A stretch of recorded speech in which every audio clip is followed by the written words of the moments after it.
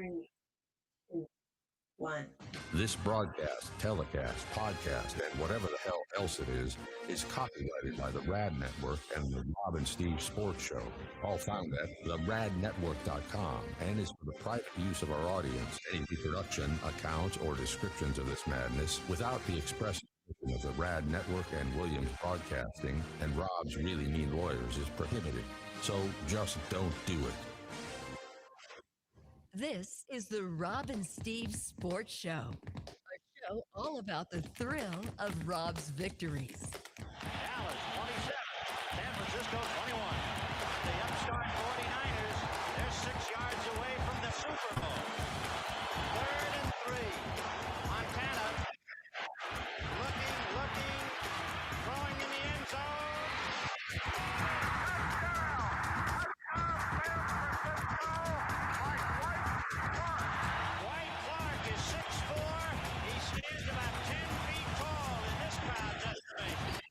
And the agony of Steve's defeats. 3 and 2 to Mookie Wilson.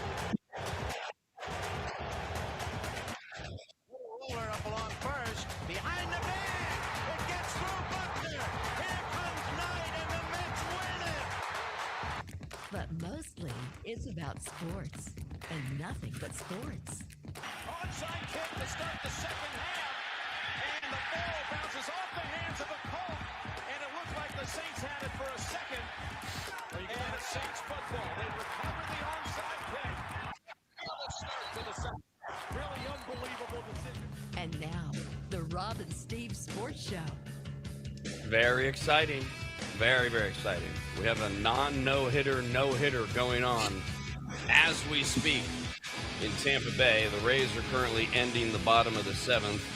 They're not the story offensively. They're the story defensively. They've got 2 pitchers that have allowed no hits to the Kansas City Royals through 7 innings. They started with this guy. What's this guy's name? What's this guy's name, Steve? Legumina. That's my guess at it.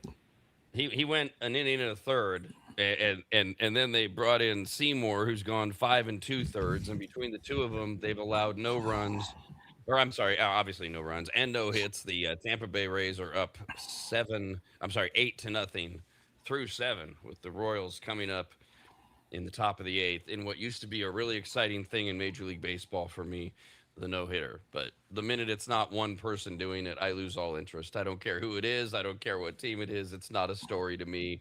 So it was this guy, as you understand it, Steve, was Illuminosa or whatever. Was he the starter? Was he just the bullpen guy? Or he's the opener. It was Seymour, the guy who's throwing right now, has gone like 5 1/3 or 5 2/3, whatever it is. He was the guy who's going to get the bulk of the innings today. Junior Caminero has 2 home runs in this game. And watching the game, my thought came is, I can't wait, and there's sarcasm in this statement, I can't wait for us to have a 9-pitcher no-hitter, an opener, and then they get like 9 pitchers to go 1 inning each, and they get the credit for it for getting 3 whole outs. And what is it? The pitcher who throws the 5th would get the win, right? He would be the pitcher of record. He gets to throw out the side in the 5th to get the win. Does every pitcher after him get a hold? And then depending on the amount of the victory, a save? Well, great questions. And it used to be, for a starting pitcher, you had to get through the 5th inning. My understanding now is with these openers, they get to choose who they want to give the win to the pitcher that they felt was the most deserving of the win. It's no longer, look, get the last out in the 5th inning and your team's ahead and they never relinquish it. And so honestly, I quit looking at wins in that sense once it became not purely to find how it used to be.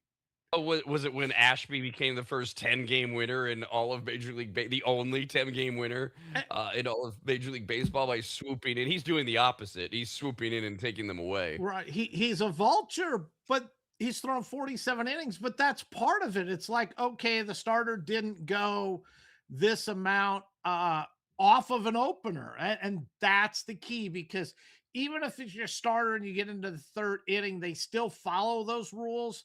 But when you have an opener who goes one inning, I mean, where do you go from there? And that's where it kind of changed, but let's say Gage Jump goes and he goes 3 innings and gets hurt and then he comes out. It'll go to the guy who then finishes.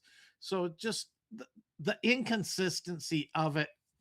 But this all came about with the opener. So okay, so Seymour's back on the mound. He just threw his Mhm. 82nd pitch to strike out Rojas to start the top of the eighth. So we still have the no hitter. What is the logic behind if Seymour was going to throw 80-ish pitches, which he's at 82 now, and they'll obviously let him keep throwing for a little while. What's the logic of him not starting the game? Where did they? So the starter, the opener, sorry, this started as a bullpen game thing. What, a few Yes. years ago? We'll just throw a bullpenner, and then it was a bullpenner, and then it was a bullpen. But now we've got it to the science of occasionally we're going to throw the opener, this guy out of the bullpen, but just for an inning, or today an inning and a third, and then we're going to bring in the guy that was supposed to start. What's the logic of not just having the dude start? I know there is some. What is it? Well, there's a bit more to this, and one, let's say that you are, and I'm going to take the Dodgers with left-handed Shohei Ohtani, Freddie Freeman, and that at the top of the lineup and the top three hitters, and you have a right-hander coming on the mound who's going to start for the day, but you don't want him facing that. So you'll throw an opener lefty to go get Shohei one time, Freddie Freeman one time, type of thing, so that you're not immediately starting off that lefty versus righty. So you'll use more of your lefty specialists. And you'll see, it seems to me that there's a good amount of left-handed openers for that reason, because you hit some of these teams and the top of the lineup is full of lefties. So it's that, let's get through them right now. Normally we would use them in like the seventh inning when they come up for their third time or whatever through the lineup, but we're going to do it from the beginning. The weird part that has morphed out of this, and I think of Brian Bayo with the Red Sox, Sean Manaea with the Mets, who have really struggled in the first innings. Brian Bayo, using him as an example, his ERA in the first inning, well, his ERA as a starting pitcher, which means he throws the first inning, is, I believe, close to 10. He is awful. The Red Sox went to an opener and would throw the first inning, and then he would come in. So he had, I don't know, I want to say about 6 outings there that he came in after the first inning, the second inning, and his ERA, I want to say, was like 1.59. He was lights out, just couldn't get the work done in the first inning. The Red Sox, I want to say, in the last outing, put him back to a starter because he had been pitching really good from there. Just got rocked again, the way it's been. And then he went out. Sean Manaea's had some success coming in the second. Yesterday, I believe it was yesterday, that they used him to start and he got rocked in the first inning. So I think it's starting to get in some of these players, because the big change to the openers, what the Rays are doing today, you're throwing the one inning, but then you're having your starter then go like 5 innings or so to get to the 6th, 7th inning. And Seymour today is going to pick up the win because he was the one who did the bulk of the innings. But it just continues to morph into something different, and that's where we're today. By the way, the Seymour got through the top of the eighth, so 8 complete no-hit innings have been thrown by 2 different Tampa Bay pitchers. There is activity in the Tampa Bay bullpen. We'll see who they bring in for the ninth. In these specialized scenarios where you've got a guy with the first inning yips or whatever, okay, I kind of get the logic, especially if it works out. The A's maybe should have tried that at some point with the artist formerly known as Luis Severino Mhm. when they were in West Sac. Just don't let him throw the first inning. Maybe that'll get it out of his head, because he was always solid after running through the first. It's just this general, if there isn't this I'm trying to get over this mind block weird thing, which, by the way, we've had pitchers struggle in the first inning since a guy named Cy Young took the mound. It's been going on forever. So now the hack around it is avoidance. Just have them avoid the trauma, apparently, of the first inning, and then you can bring them in. Fine, I guess. I mean, whatever works. Wins are all that matters, but so do statistics. It is baseball where stats matter more than anything. And this issue of in this game, you're right. It's obvious. If this game finishes the way it looks like it's going to, I mean, the Rays are up 8-0 for God's sakes. Regardless of what happens with the no hitter, Seymour gets the win. He's going to have pitched either what 7. He could go as many as 7 2/3. He's gone 6 2/3 now. He gets the win. Bring in somebody. They're not going to get a save or anything. It's 8-0. That makes sense. But your scenarios of where we're going to pin these wins and the Ashbys of the world with their 47 innings at the All-Star break, almost in 10 wins. It is altering. I'm not making the argument that we're ruining the credibility of the game or anything like that. But it is a lot of these guys like you and I, Steve, that have been fans half a century or more. We have been reluctant at times to embrace things like pitch counts, like pitch clocks, like a guy on second to start the 10th inning. And I'm not saying we agree with all of these things, but we're prone. We're designed this way. We do it in football. I don't know. Oh, great, good kickoff idea, but you screwed it up. But if they work, fine. My issue with this particular baseball thing is the stat side of it, and the honoring of taking 2 or 3 or 4 guys to throw a no hitter. It's not a no hitter. We need to come up with another name. I think they called it a bullpen no hitter for a while. Something else needs to stick. I don't know. It's not a no hitter.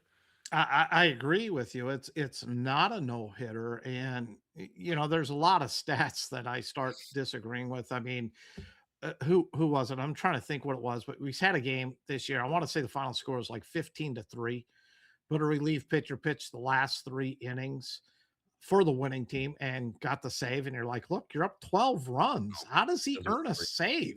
You're going to sit here and tell me that Bruce Sutter and Raleigh Fingers, who were known for the saves. I have a hard time with if you pitch 3 innings, then you're entitled to a save regardless of the score. Goose Gossage pitched 3 innings, almost every save opportunity he got. Raleigh Fingers, the save artist back then, would come in the 7th inning and close out the game. So I just think it's cheap saves too. Speaking of cheap, I don't know. I mean, the Royals are up 8-0. Why did they bring in Tyler Tolbert, infielder, outfielder, to pitch? Why are isn't that a little showboaty? Well, this is one of my complaints, and it has been for the last several years because teams have gone to this. There's enough teams out there that have pitchers. I know the idea is the game is over. I don't want to waste any arms. I don't want to, do anything. But you see teams all the time. Look, we bring a guy up and he had to throw, young kid. He's got some options, had to throw, 4 or 5 innings over 2 days or 4 innings in one game in relief. They send him down. They bring him up.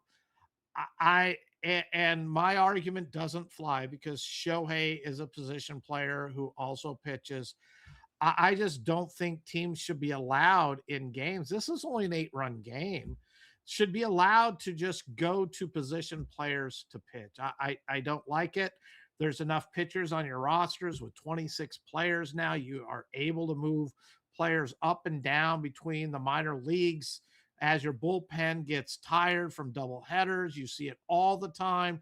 Teams are constantly moving pitchers that are getting tired. And it's part of baseball. I've accepted it, but I've never been a fan of it. Well, in the Royals, I mean, we're not even at the All-Star break. It's a lost season for the Royals. Of all teams, they should be throwing people out there from the minor leagues and seeing what they got. As you said, 8-0 is not a big lead in the majors anymore. This year, we've seen 6, 7, 11-run innings. I realize it's the bottom of the 8th. I realize you're getting no hit. But you bring in Tolbert, who's throwing an average, by the way, of 40 miles an hour in these pitches that are just the the loopy, a butterfly is landing on it as it gets halfway to the mound thing. And Right. It's not even batting practice. This no, is like soft toss at its best. that was a soft toss for yet another hit. Is that going to make it 10-0 now? I believe. Yes, it's now 10-0 Tampa Bay, with 2 outs. As we wait for the Royals to come up and either get no hit or not. And hitting on it the other day. I mean, the Phillies scored 8 in the top of the 9th to come back and beat, I want to say, the Nationals just a couple of days ago. It can happen. I don't like seeing it. It's kind of like the NBA teams coming back from 29 down to win the game. But this isn't what I'm paying for as a fan. It's something I don't want to watch. Only reason I'm paying any attention to this game is because I want to see the top of the 9th. Right. And I don't think there's any chance at all Seymour comes back out now, especially because Tampa Bay's going to hit for a half an hour before we get to the top of the 9th. Of course, on that note, we have a dribbling infield single to third, and so they extend the inning. I'm not opposed to these 29-point comebacks in the NBA. I'm not opposed. What was that thing the A's did, and the Angels did Friday night? Somebody scores 7 and somebody scores 11 in an inning. That was ridiculous. I'm okay with that. You're playing against the real players. These things happen now and then. It's when you just bring in this garbage at a time that doesn't make sense to me. 8-0, a team that should be looking at other pitchers. That's when I go, how cartoony are we getting a little too early for me? That's all. Yeah, and it just I there's a lot. Royals aren't very good right now. Let's go bring up some kids. Let's see what they can do. How do you pitch with a big lead or down big? What's your composure? There's things you can test out and find out. You see a lot of closers who come in when they're tied or they're losing that are terrible, but they come in when they have the lead and it's a safe situation. They're lights out. Just not a fan. And on that note, Junior Caminero has just hit a 3-run home run that has still not come down. I believe it has left the Tampa Bay area and is now making its way towards Cuba. It is 13-0 now. That ball was just skunked off of Taylor or whatever. I think that was off the facade of the upper deck. Yes. And had that facade not been there, it would be sitting next to a SpaceLink orb that Elon Musk has. He just crushed that 42-mile-an-hour fastball. Yeah. And now we have a single off a 51-mile-an-hour slider. While we wait for all that to develop, let me mention, because we also just got some news, A's infielder Zach Geloff, who left Tuesday night's game, that's when they lost to the Giants 3-1, it put a painful end to his 24-game hitting streak because he did play, he did bat, he went 0 for 1. That was the longest streak in Major League Baseball over the past 2 seasons. He didn't play yesterday. This all came after Matt Chapman stepped on his right hand during an awkward tag play. He didn't step on it like he was trying to hurt him or anything like that.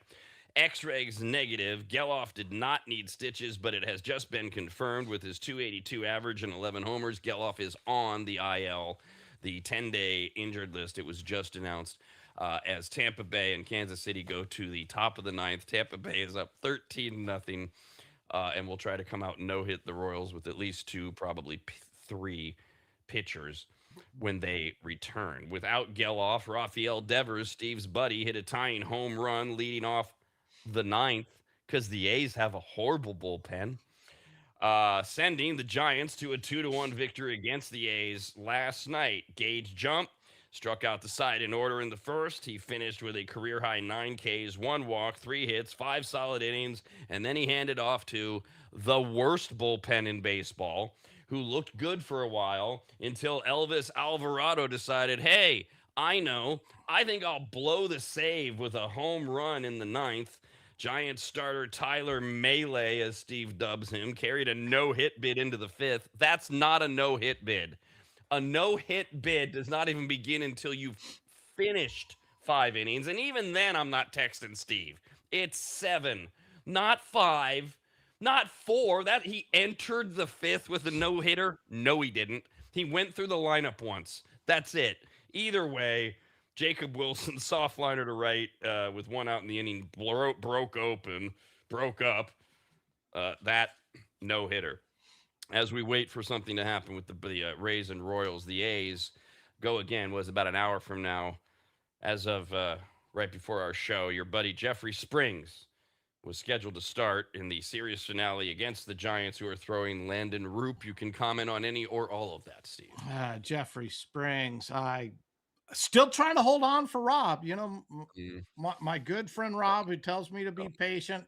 Let's see here. 7 home runs in his last 12 innings and his last 3 starts, ERA of 12.75. To go along with that wonderful A's bullpen that gave up the 2 homers in the 9th to lose by 2. Bring up, DeVries, Leo DeVries. Bring him up. Well, no, but bring him up. I want to see him hit. Let's score some more runs. If they scored 3, maybe the bullpen would have just given up 4 in the bottom of the 9th or something. How about this? We let DeVries hit and we make Jeff McNeil a pitcher. Because at this point, just start pulling guys from the infield. That's what the Royals are doing. Yeah, it's working well for them. They gave up 5 in the bottom of the 8th. Why not? So so the A's lose. They've lost 2 in a row, I believe, to the Giants. So today they're going to throw out Jeffrey Springs, who I have taken off my list. You don't need to be patient with him anymore. The Giants have Landon Roop, and again, the A's, they just continue, although it was only 2-1 last night, they continue to have this offense. They have the hitting. They had the pitching. Gage Jump went out and did what he had to do. The bullpen did what it had to do until the 9th. It's very frustrating as an A's fan to see this, especially like against a team like the Giants who are going the wrong way. These are the games the A's should just win. Doesn't matter they were in San Francisco. That's not really a road game. But you got to take the positives. Gage Jump is 4 starts in a row now that he has been outstanding. I'm looking at it going, cool. We have a really strong pitcher here to go with JT Ginn, and let's continue to build off of it. So, sorry to say, you're not going anywhere anyway. You're fighting for a wild card, which is great, but if you get in, you're not winning and advancing in the playoffs. Build the staff. Your team is coming along. They're going to get there. Look, as an A's fan, when the A's were the A's, technically, although I don't remember it, I was around for the amazing A's of the 70s, and then you had the 80s, and not the strike season so much with the amazing A's and their 5 aces, but more the late 80s, when you get into Dave Stewart, Bob Welsh, etc., Zito, and then the 90s with Hudson and Mulder, and somewhere in there was Kurt Young.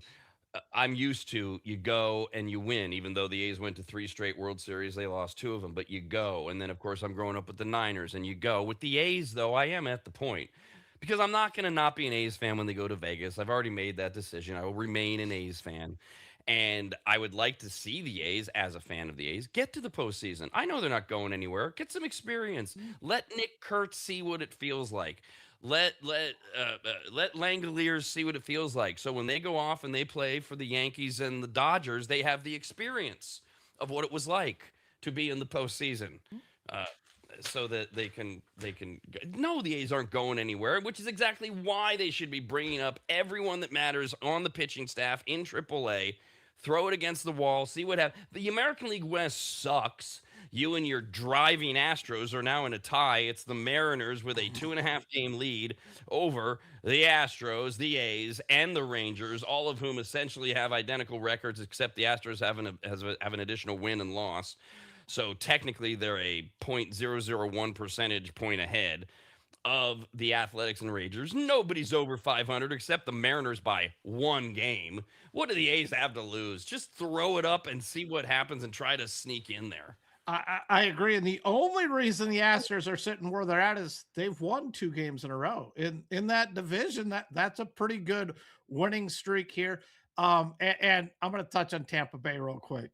Craig Kimbrell came in to close out this no-hitter. Oh, look at that. Runner on first already. Not a hit, though. Not a hit. He walked the batter. He should have walked this guy, but this guy, the pitcher, Tolbert, keeps swinging at balls. But Craig Kimbrell, one of those guys that people, used to be one of the best closers in the game, but he was never good in non-closing situations. That was one of the things with him. But I'm curious, is he pitching for the no hitter now, which I have to believe he is, or is he going to just look? It's not a save, and I'm terrible now. I don't know why I'm in the big leagues, and he's not even close to the plate. I don't know if you're watching it, Oh yeah, no, but I'm not. I he's mean, not even close. he just blew a 95 mile an hour fastball past Tolbert, who's gone from infielder to pitcher, and struck him out. So yeah, You're ahead of me. He's 3-2 with them on my feed. But one of the things I was wondering going into this game, just looking at it, watch the pregame show. Why hasn't Major League Baseball forced Tampa Bay to build a new ballpark? The catwalk, which is in play. I mean, this is like kickball in a gym during our PE classes. It just, if it hits the catwalk in fair territory, the ball's still live. You got to play it off the ricochet, see where it comes down. And if it's in fair or foul territory, I just, this is professional sports. We shouldn't have a ballpark that has catwalks, walkways, all these different things all over the ballpark that are in play. And oh, by the way, go ahead. I'll let you take it. Carter Jensen just hit a 2-run bomb to right to break up. Oh, there goes Kimbrel down to one knee on the replay to break up the no-hitter and the shutout. It is now 13-2. Tampa Bay over Kansas City, and I can go back to Sports Center because, as Steve said, there was absolutely no reason to watch this game other than the possible no-hitter combined by the Rays, which will not have. They should hold on to the lead. We'll see. As I don't know if your TV, but my TV went off, so it's gone. Speaking of Tampa Bay, as long as we were talking about them, we can jump to them. They entered today 3 games behind the first place New York Yankees. Tampa Bay had won 1 in a row. They're going to win 2 in a row, you would presume, after today. Both teams play today. It's a short schedule for baseball on a Thursday. We'll start with this again. We've got the Kansas City game, which we're about to wrap up at Tampa Bay with Seymour. He will get the win, we presume, after what is 6 2/3, did we say, innings of no-hit ball. The Yankees, meanwhile, are in Boston, and they are throwing Cam Schlittler at Connolly early. And if you're playing the Red Sox, you want to be in Boston, as the Yankees are. Oh, anybody needs to be playing Boston. Even Colorado sitting there saying, let's play Boston. Let's keep them in Colorado because this is the only way we can win. As the Red Sox yesterday let another game slip away with bad defense, could have been out of the inning, and shortstop made an error. And it's just, they are so bad. It is. I don't even know where to go with this team right now. Schlittler just been lights out. He's the odds-on favorite now to win the AL MVP. 8-3, ERA of 1.71. MVP? I'm sorry, Cy Young. Cy Young. I was the Reds. No. I don't think a pitcher should ever win an MVP. As Cy Young, his WHIP is now 0.89. He's from Massachusetts. For me, the game that really stood out and really launched his career in my mind was the playoff game last year, where he took them out and just owned the Red Sox. I don't think the Red Sox have recovered from that game since. Going to be an ugly series here. Yankees, even though they're not in. But Paul Goldschmidt, hats off to him. This guy is crushing. 2 more homers than yesterday. Judge is out, Gresham's out, and he has really stepped up. I did not see if Jazz Chisholm was sporting a blow pop out there on the field in the last game, but now that he does have that permission to play anytime he wants while chewing on a blow pop, good for him. And not wearing a cup. By the way, the Red Sox, the reason you want them in Boston, they are horrible.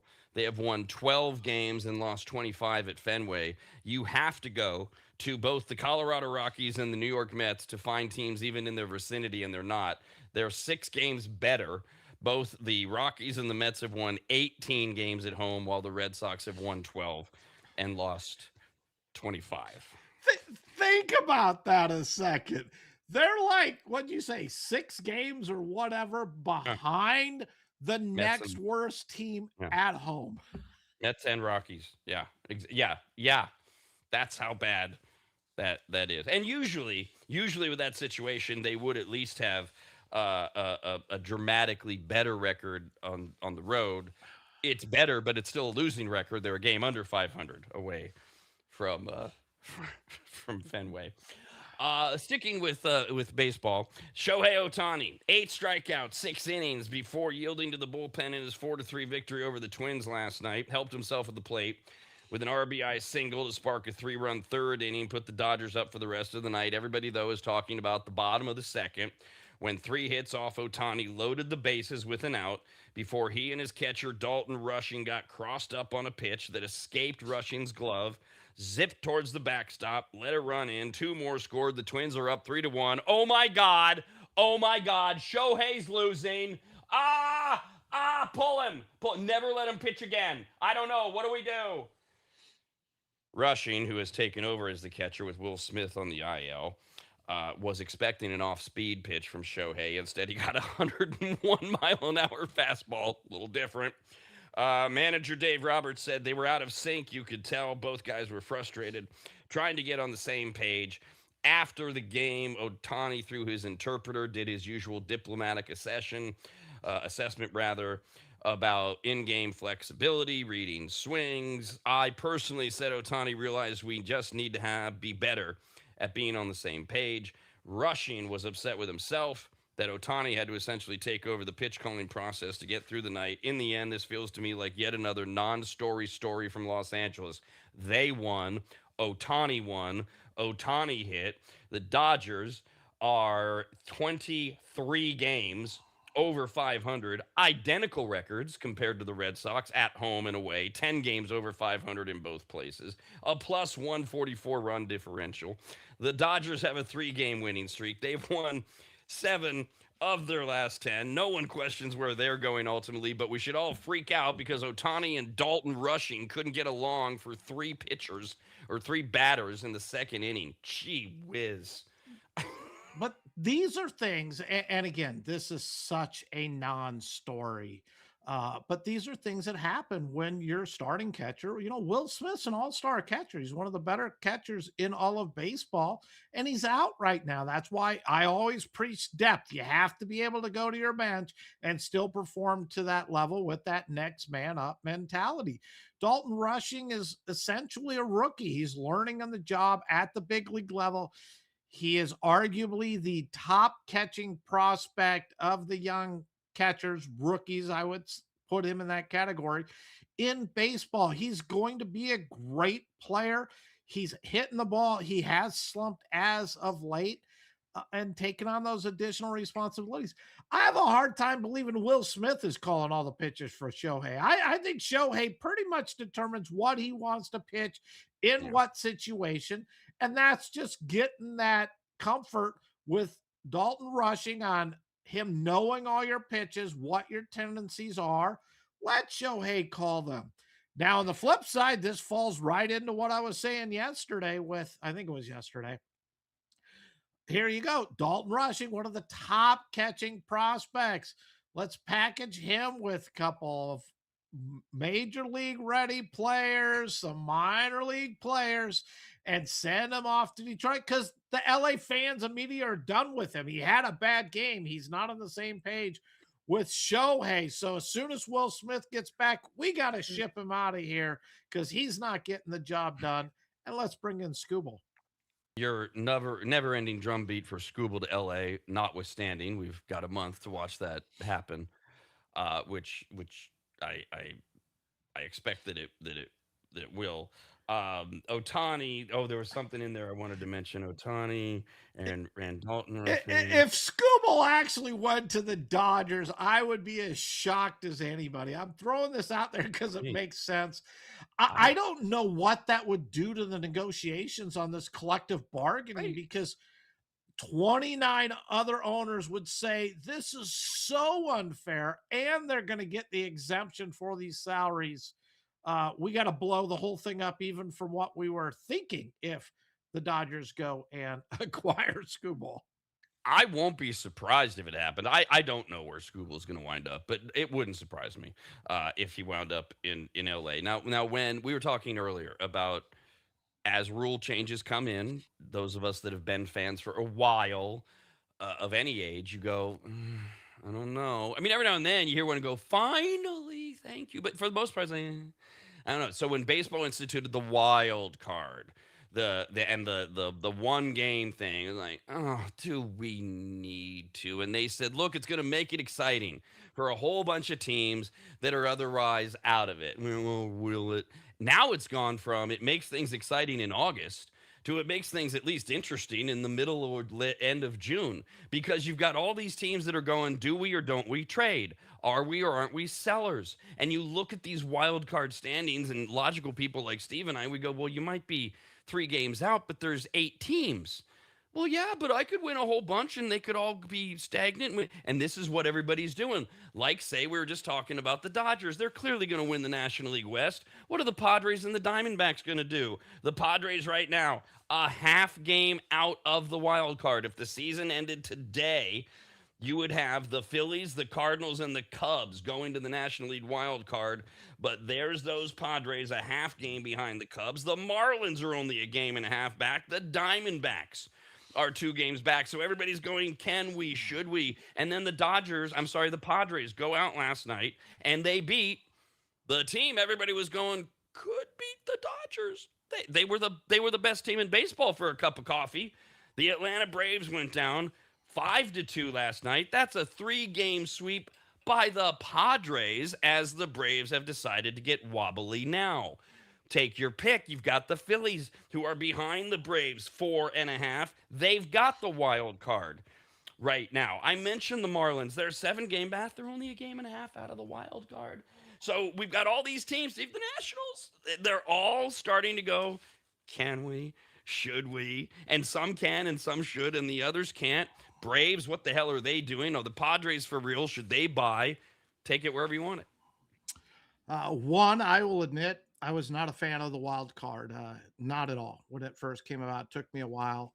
I now see baseball's vision. As you said, we're sitting in June excited about the wild card races, what it is. It's going to have a big effect, and it has, on the trading deadline. As you said, are we buyers? Are we sellers? What do we need to do? The Braves, oh my gosh, just a bad time to start having this problem. They are really wobbly right now. They have to figure out, what's going on. They had Martin Perez. I mean, he is a guy just trying to, stop the floodwaters for this Braves team. He doesn't throw hard. He's actually really helped salvage the Brave season somewhat, just being able to win a good amount of games. He's had some good quality starts. He just got beat yesterday by the Padres. The Padres and AJ Preller, all they need to do is believe they have a chance, and he's not going to hold back. He's going to go all in and chase it down and make the trades that they need to make. The Phillies now are really getting confident and looking forward. And I feel for the Nationals. They have such a good offensive young team. Their bullpen just continues to blow it like the A's game after game. They gave up 8 to the Phillies 2 nights ago. They lose. They gave it up last night again to the Phillies. They're playing so hard. They just don't have the pitching, but they're still right there in the wild card race. Them and the Marlins, I'm hoping one of the two are able to make it into the playoffs, because nobody expected either team to. The Cardinals continue to play good baseball. I've never bought in on them. I don't think their pitching can get it done. Liberatore, another bad game last night. The Cardinals are having a nice season, but this is way too early for them. So I think they're going to fall out of this race a little bit. And the Diamondbacks are not going to throw in the towel. They're going to continue to try to compete. I think they believe they are a better team than the Padres, so they're going to be right there too. It just makes for so much exciting baseball. And you hear I'm not talking all the National League teams. Then we get to the American League teams, and all it's going to take is like somebody to reel off an 8-game winning streak, and you're right in the wild card race, because outside of a few teams in the American League, none of the rest are any good. You just have, they can't win. They're not even 500. and you're right there in the thick of it.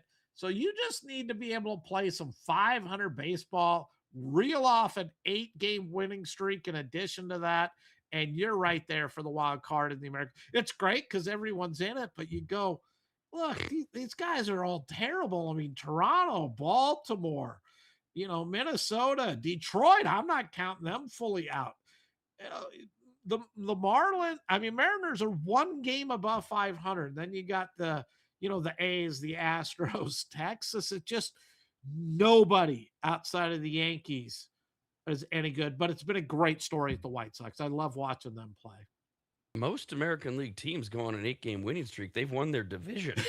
Yeah. The wild Rob card. and Steve continue next, only on the radnetwork.com.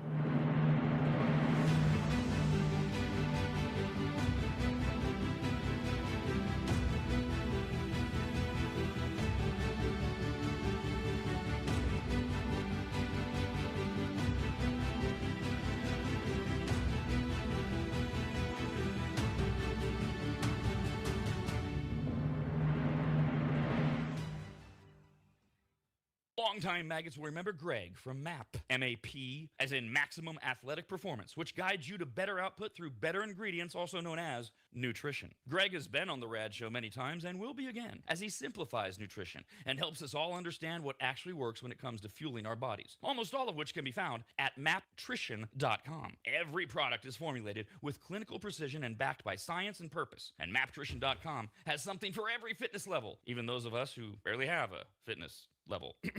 With nearly 20 years as a nutritionist and a specialization in sports nutrition, Greg works with athletes and everyday individuals to optimize performance, energy, and overall health through smarter fueling strategies, all of which starts at maptrition.com.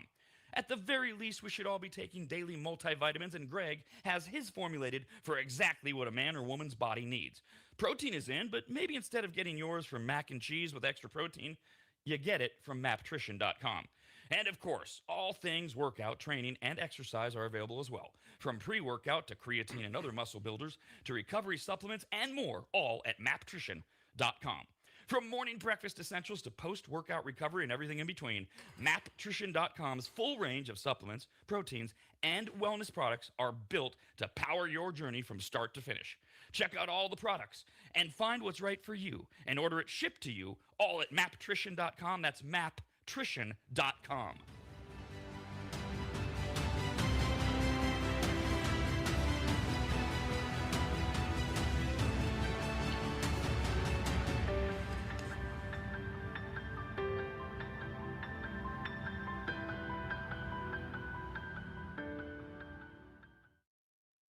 Longtime advertiser Sue Berry, that's Berry with an A, is more important now than ever. Sue and her team have been serving Northern Nevada and the outlying areas for 30 years, and her experience in both commercial and residential lending is vital, as every day we're bombarded with news of interest rates, the market, the economy, and a bunch of other stuff that Sue can actually make sense of while everyone else's eyes glaze over. Now remember, it's Sue Berry with an A, B-A-R-R-Y, SueBerry.com. Most people think berry is spelled like a fruit or Halle Berry, but no, it's Sue Berry with an A, like soul singer Barry White's first name.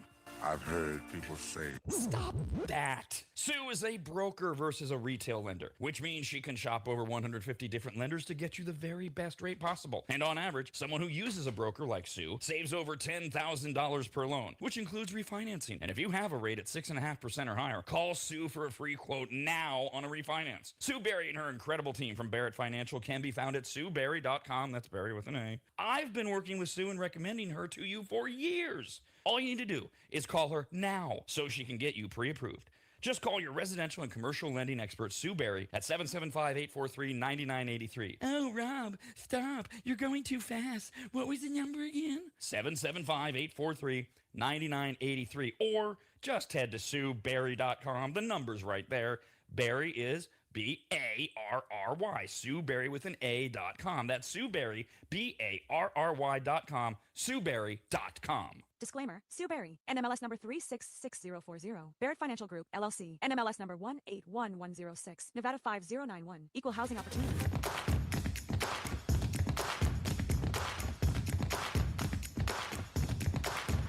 Opinions? Check. Facts, stats, and insight? Check. Wild overreactions and made up disagreements? Sorry, you've come to the wrong place. This is the home of two guys sitting around just talking sports. The Rob and Steve Show on the Rad Network. Couple of updates. We were following along with you live as the Tampa Bay Rays beat the Royals 13-2. Why were we following along? Because those Rays, they had a no-hitter through 8 full innings using a couple pitchers. They surrendered it and the shutout in the ninth, but they still won 13-2. Meanwhile, the only other game going on right now, Pirates are up 3-1 over the Mariners. We were talking about all the teams that can look at the wild card standings and go, well, gee, should we, are we, could we, where do the Pirates fall in that thinking? Right now, they would be behind. They're 3 games behind. You've got the Phillies, the Cardinals, and the Cubs that are in right now today. The Padres half game back. Marlins a game and a half. Diamondbacks 2 back. Nationals 2.5 back. And the Pirates are 3 back. They are all going to do it one more time today. Seattle will be at Pittsburgh. I'm sorry, they're doing it today with Bryce Miller and Bubba Chandler going. When Bubba Chandler throws for the Pirates as he did today, that means the next game is Paul Skeens. So that'll be tomorrow. So, Steve, the Mariners are going to stay a game below 500, 2.5 game lead over the Astros, A's, Rangers as they head in tonight. And then you've got those Pirates who look like they're going to win. 10 games back. They are even at 500. There might be a game over 500 after all of this. And all those wild card teams to go through, all that young talent, Paul Skeens, they're doing the same thing. They're doing the same thing Detroit's doing and everybody else is doing. What do the Pirates do knowing they're in Pittsburgh and they don't spend money anyways? They had a big win last night, 11-1 win over the Mariners. They're up, as you said, 3-1 today. They're hitting the ball. Horowitz, their first baseman, pulled a hamstring, I believe it was yesterday. He's going out on the IL. This is going to hurt him a little bit. There's always been questions on this Pirates offense, but they've been hitting the ball really well so far this year. And with Paul Skeens, the Pirates just need him to get back to being a dominant pitcher. And this, like Shohei, everyone expects so much out of him every single outing. He has struggled at times this year, which were, oh no, something's wrong. He's still a great pitcher. They just need him to step up, though, because they need the wins on the days that he does pitch. You mentioned almost feeling bad for the Nationals at this point. They are 2.5 back of that National League wild card, but 6 teams ahead of them. And Kyle Schwarber, with a back injury, relegating him to a rare pinch hit appearance, worked a 10-pitch walk off Nationals right-hander Orlando Ribalta last night. 2 outs, top of the ninth. Nationals manager Blake Butera summons Richard Lovelady to record the final out, and he promptly gave up the game-turning home run as Derek Hill, a Philly for less than 2 weeks, provided the difference in a stunning 5-4 Philadelphia win at Nationals Park. It wasn't the same as the night before when the 2-out, 2-strike Trey Turner single preceded Brandon Marsh's game-tying 2-run homer off Lovelady, but back to feeling bad for the Nationals. Does that continue? By the way, Don Mattingly is 35-17 since taking over the Phillies for Rob Thompson, who was just 9-19. And so today, Philadelphia is at Washington. That game's in about 4 hours from right now. Oh, and Philly's throwing this guy named Christopher Sanchez at Cade Cavalli. Yeah, Christopher Sanchez had such a great, man, I want to say like a 6 weeks run. It has ended. He's been one of the most dominant pitchers in baseball this year, right there in that Cy Young, talk in the National League. He's 9-3. His ERA is 1.8. His whip's a little over 1, but he has been hittable in his last 3 outings. His ERA is 3.5. He's 2-1, but he has dominated the strike zone. The Phillies are playing great baseball. Uh, the Nationals, I mean, their bullpen, it's kind of like being an A's fan. We got a great offense, a lot of great young hitters, but their bullpen gives it up, and it's been back-to-back games. Luckily, the Nationals won the first game of this series. Cavalli's on the mound today. He's been all right. He's 4-4, ERA around 4, but he hasn't been that good as of late. His ERA in the last 3 is close to 7. But he is one of their young arms that's learning at the major league level. They have high hopes for him, and they're hoping he can pitch a good enough game to contain the Phillies for a bit. Maybe they can get a big lead and hope the bullpen doesn't blow it yet again. One of those other teams that you got to talk about in the National League that's looking at the wild card. Are we buyers? Are we sellers? And they were one of the first names mentioned in the Tariq Skubal lottery, whatever you want to call it, the Cubs, who currently do have a spot in the National League wild card, but barely. They are tied with the Cardinals behind the Phillies, and they're only a half game ahead of the Padres, a game and a half ahead of the Marlins. That's for the National League wild card spot. The Cubs, by the way, have now lost right-handers Ben Brown and Edward Cabrera on the sideline, both pitchers on the 15-day IL as of yesterday. They already, of course, are dealing with the Imanaga deal, although Matthew Boyd is expected to return from the injured list for today's game. The Cubs play in New York at the Mets, still trying to figure out where the Cubs are, and they are throwing Boyd as of right now against Peralta. And the sad part is as you said, the Cubs are still trying to figure out where they're at. The Mets, for some reason, are still trying to figure out what they are besides a really bad team. The Cubs swept them yesterday. In game 2 of the doubleheader, the Mets had 6 errors. It was a clown show out there on the field. Dansby Swanson, let's just have a day. 11 RBIs yesterday, 7 in game 1, 4 in game 2. I think it gives him 15 RBI in his last 3 days. It's just, he's been incredible. And the Mets, they just can't get it done. Francisco Lindor came back in game 2. They finally got him back. Oh, look at that. Juan Soto was out for both games. He's now injured, so we don't know there. And the Cubs, as you mentioned, they lost 2 more pitchers there. They got Matthew Boyd luckily coming back today. I think this is his first start since the beginning of May. But the Cubs pitching has been so devastated. I got to believe in between games that the managers walked out there or the GMs met at some time during the game and said, hey, look, you guys aren't going anywhere. You got anything for me? Oh, look at that. They reached an agreement. David Pearson's getting traded from the Mets for some guy playing high A ball. He's a good prospect, but he's got a long ways to go. But the Cubs still thinking they're in it. Picked up Peterson for a good young prospect, but he has a long ways to go. And just to try to shore up this pitching rotation.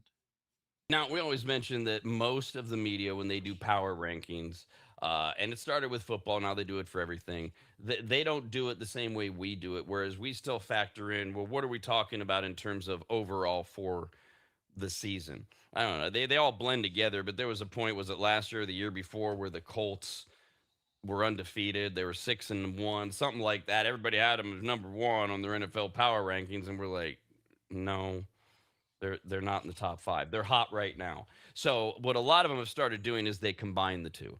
They go, and ESPN's gotten pretty good about saying, all right, look, they're not super hot right now, but they're still the most powerful team. So just without any thinking, Steve, if somebody came to you, they said, all right, what are your Major League Baseball power rankings? We're overall going to think big picture, right? We're going to say, well, in no particular order, then we can put them in order: Dodgers, Yankees, Braves, Rays, Brewers. Oh, those Brewers. are 5. I gotta jump into there with the Brewers with that starting rotation and just keep Mizorowski healthy. Brandon Woodruff is coming back. Kyle Harrison. I mean, you gotta stick with the Brewers right there.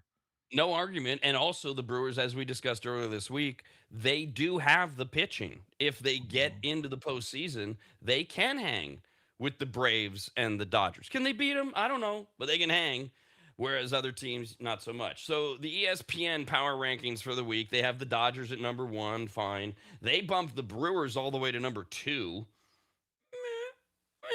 I mean, I'm not mad about it No. with how they're playing and where they're at. They dropped the Braves to 3rd. I mean, if you're going to go with the Braves haven't been great lately, but we still think they're a top 5 team, I'm okay with that. Yankees, they put 4th. Also, they did really well for a while without Judge. 4th, okay.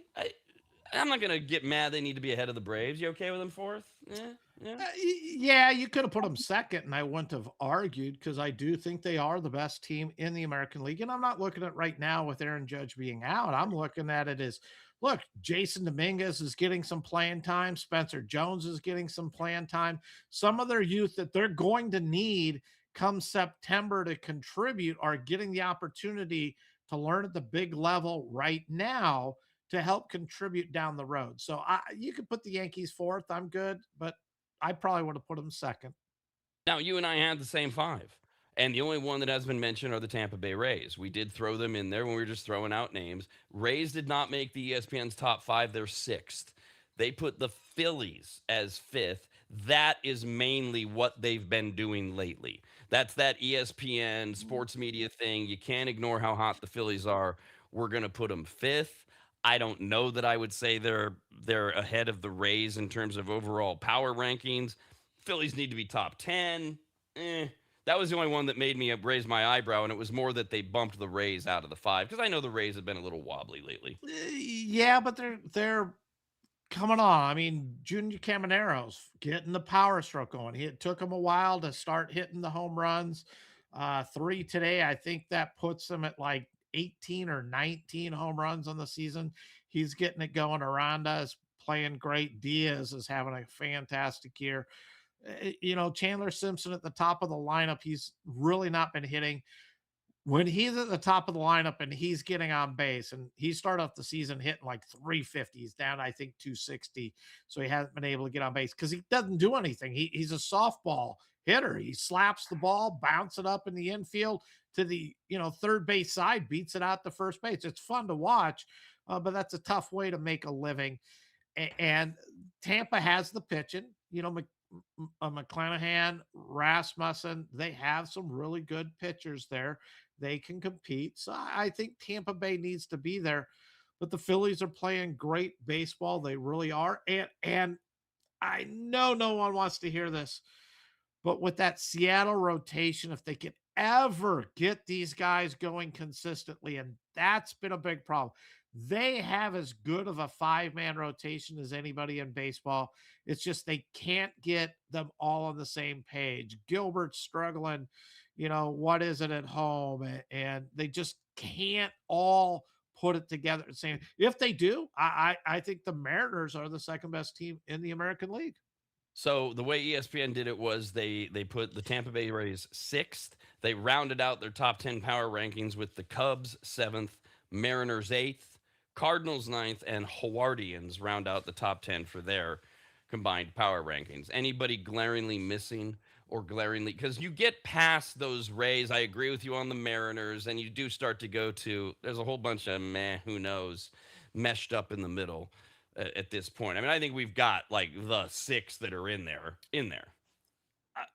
White Sox, you didn't say.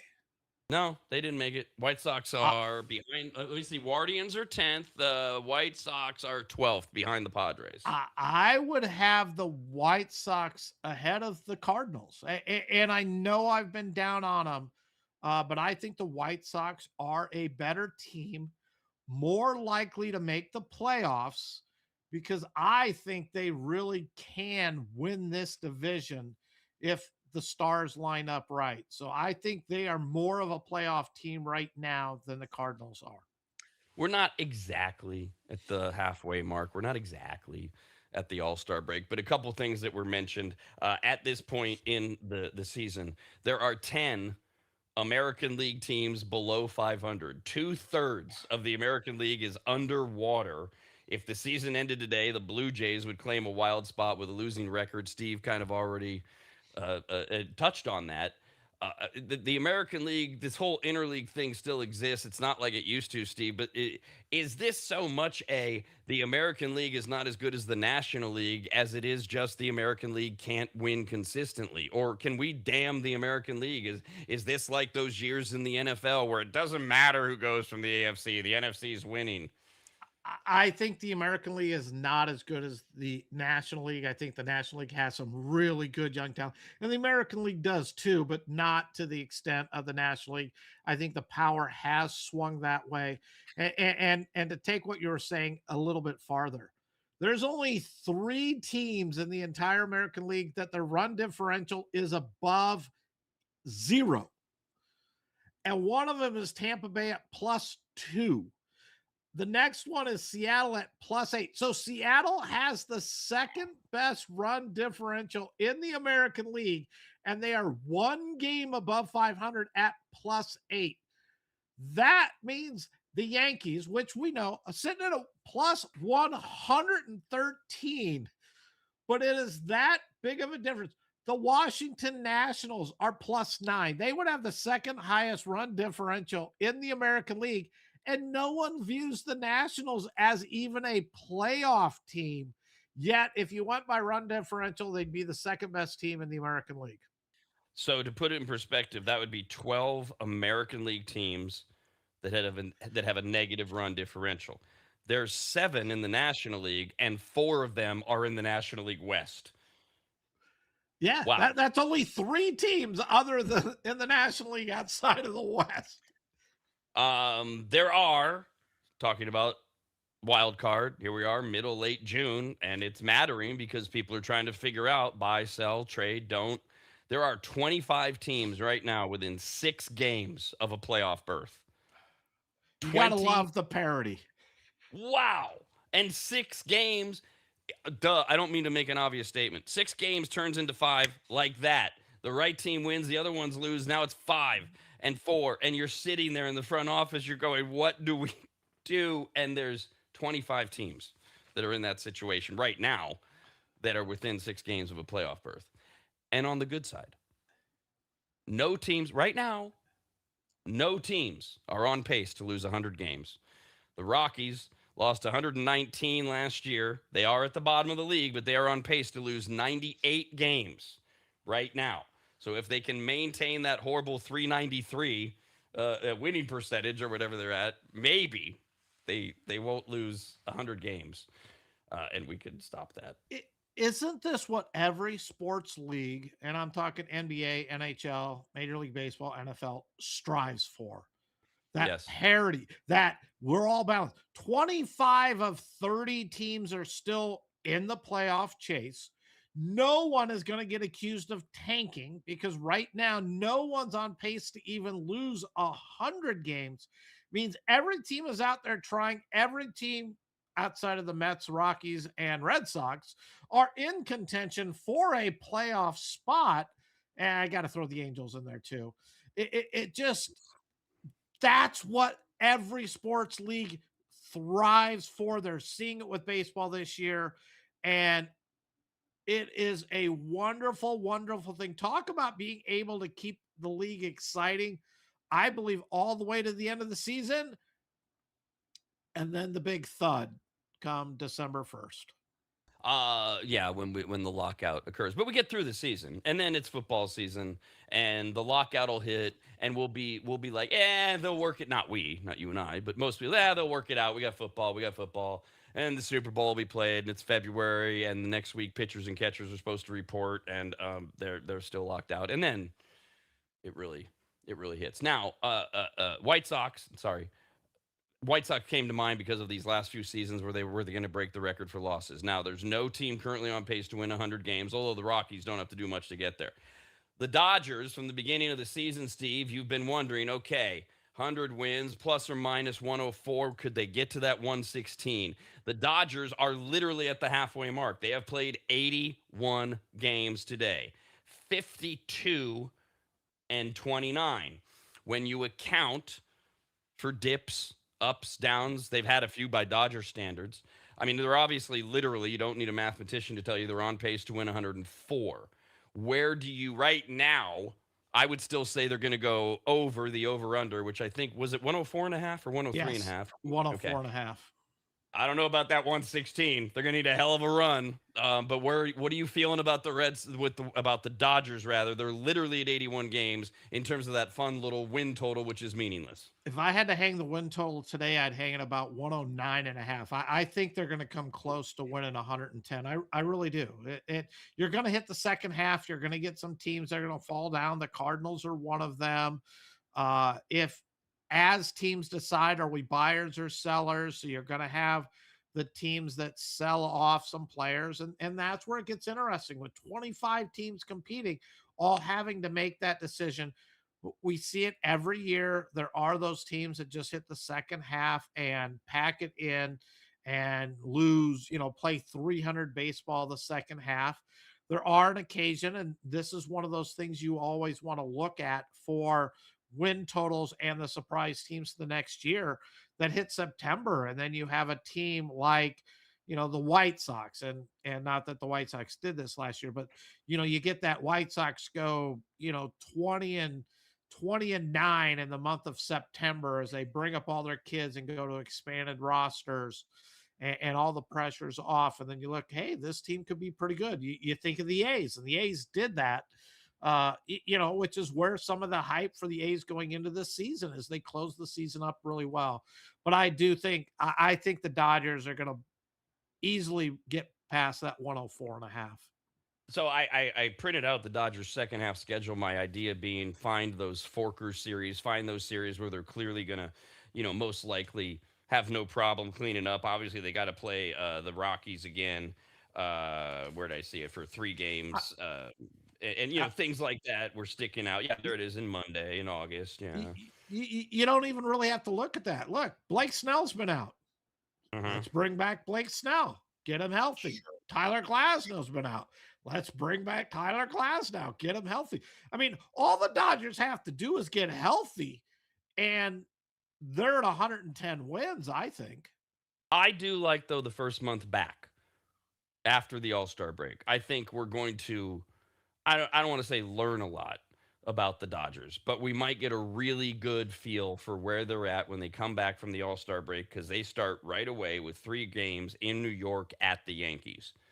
Hello. There's a good way to get things going after the All-Star break. They go to Philadelphia. They go to the Mets. They host the Mariners. And then they host the Red Sox. They go to Chicago. They go to the Diamondbacks. They host the Royals. They host the Brewers. And they host the Pirates. And okay, so I'm sorry, the Rockies. There we go. The Rockies on Monday, August 17th through the 19th. Right there, that's a month after the All-Star break. How do the Dodgers do going to the Yankees, going to the Phillies, going to the Mets, hosting the Mariners, hosting the Red Sox, going to the Cubs, going to the Diamondbacks, hosting the Brewers, and hosting the Royals? There at that point, that's a pretty good indication, Steve, because that's a good mashup of teams where we see some real dominance. Will they just play a few games over 500? I like that first month to really give us an idea on the 116. And I'll hang them at, I don't know how many games it is, but say 18 wins through that, 18-10, something like that. And I think that's really doable. But yeah, I agree with you. That is a great test coming out of the break. Are their pitchers healthy? What if they end up going like 22-7? And then you go from there. Now we're talking 116. It's like, oh my gosh, how many are they going to win? Blake Snell comes back, Glasnow comes back, Shohei gets back on board because Will Smith's be back behind the plate and his knee will heal up and he'll be throwing the ball better, and take a little pressure off of him. Robleski, is he going to continue throwing and being as dominant as he has been? Yamamoto is one of the best pitchers in baseball. I make the Dodgers healthy, and it falls into that. You got to figure out where are they going to get their losses. Well, and you didn't mention wherever Scooble fits into the rotation. Yeah, and again, I love that thought. Only on the radnetwork.com.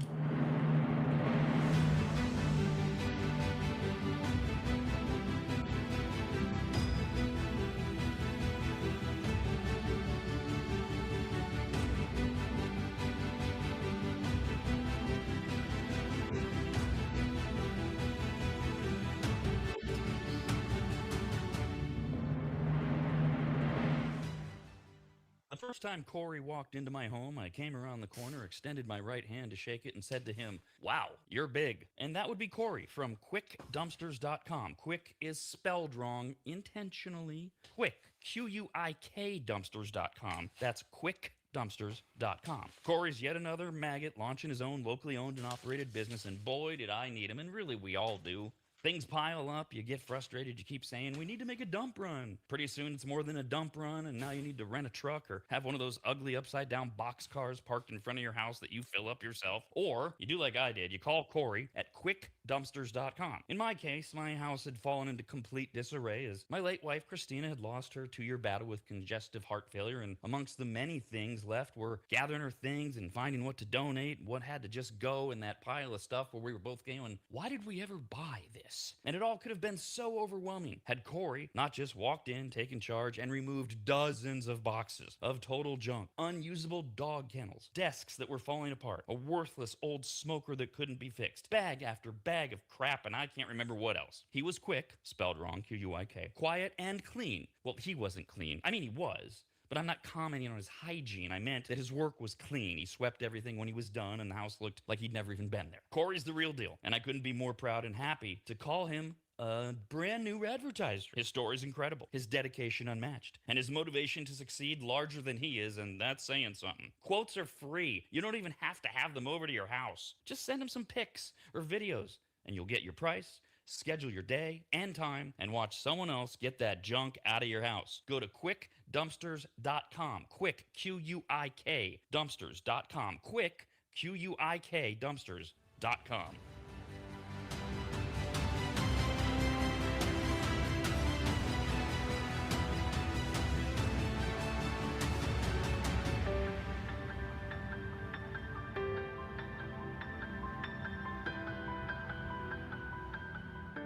Longtime maggots will remember Greg from MAP, M-A-P, as in Maximum Athletic Performance, which guides you to better output through better ingredients, also known as nutrition. Greg has been on the Rad Show many times and will be again, as he simplifies nutrition and helps us all understand what actually works when it comes to fueling our bodies, almost all of which can be found at maptrition.com. Every product is formulated with clinical precision and backed by science and purpose, and maptrition.com has something for every fitness level, even those of us who barely have a fitness level.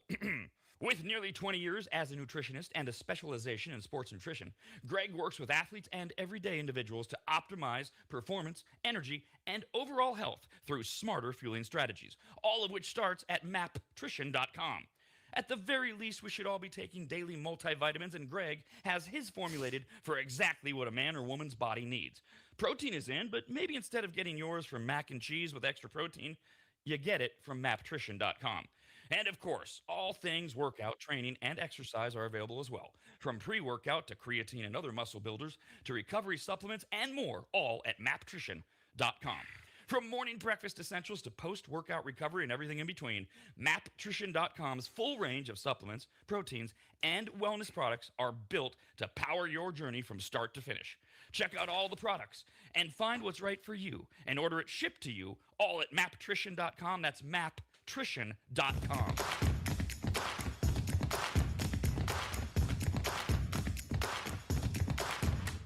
This is Sports Talk, how it should be. Rob and Steve do it right. They actually talk sports. Email the show at ras@theradnetwork.com. We aren't just a baseball show. It just seems like it today. We do have some basketball we're going to get to in a moment, but a couple things to wrap up, including a breaking story. We were talking about the Dodgers. Where could the Dodgers fall? 100 victories, over under 104 and a half-ish. Could they get to that 116 number that the Mariners hit and then promptly lost in the playoffs? Dodgers are right at the halfway mark. 81 games, they've won 52, so they're on pace to win 104. I said, well, what about that month, that first month after the All-Star break? So we'll be back from our 1-week vacation a week from Monday. So we're off next week. A week from Monday is July 6th.